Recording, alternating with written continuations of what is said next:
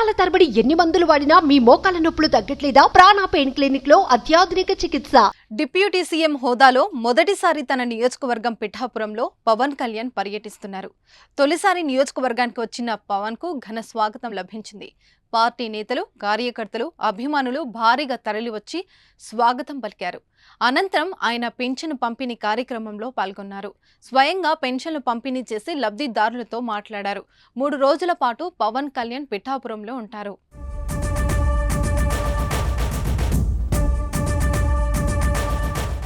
ఎన్నికల సమయంలో పిఠాపురానికి హామీల వర్షం కురిపించారు. తాను గెలిచి కూటమి అధికారంలోకి వస్తే పిఠాపురం నియోజకవర్గాన్ని మోడల్ నియోజకవర్గంగా తీర్చిదిద్దుతానని, అదేవిధంగా ఇతర సమస్యలను కూడా పరిష్కరిస్తానని హామీ ఇచ్చారు.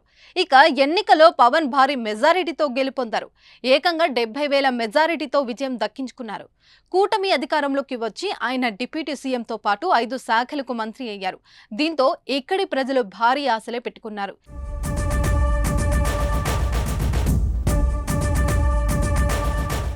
3 రోజుల పర్యటనలో పిఠాపురం నియోజకవర్గ అధికారులతో అభివృద్ధి సంక్షేమ కార్యక్రమాలపై పవన్ కళ్యాణ్ సమీక్షిస్తారు. పిఠాపురం నియోజకవర్గ అభివృద్ధి, మౌలిక సదుపాయాల కల్పనపై ప్రత్యేకంగా సమావేశం నిర్వహించి నిపుణుల నుంచి సలహాలు తీసుకుంటారు. అలాగే ప్రజల నుంచి వారి వ్యక్తిగత నియోజకవర్గ సమస్యలపైన దరఖాస్తులు తీసుకుంటారు. కీలక సమస్యలను క్షేత్రస్థాయిలో పర్యటించి పరిశీలిస్తారు. రేపు ఉదయం కాకినాడ కలెక్టర్ కార్యాలయంలో ఉదయం 10 గంటల నుంచి మధ్యాహ్నం 2 గంటల వరకు పంచాయతీ, అటవీ శాఖ అధికారులతో ఆయన సమీక్ష నిర్వహించనున్నారు. అనంతరం జనసేన ఎమ్మెల్యేలు, ఎంపీలతో సమావేశమవుతారు. జూలై 3వ తేదీన ఉప్పాడ, కొత్తపల్లిలో పర్యటిస్తారు. అనంతరం టీడీపీ, బీజేపీ నేతలతోనూ పవన్ భేటీ అవుతారు. సాయంత్రం 4 గంటలకు బహిరంగ సభలో పాల్గొంటారు.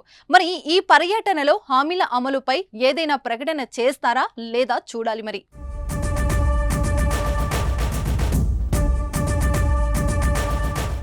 సుమన్ టీవీలో మీ పర్సనల్ అండ్ బిజినెస్ ప్రమోషన్స్ కోసం కింది నెంబర్కి కాంటాక్ట్ చేయండి.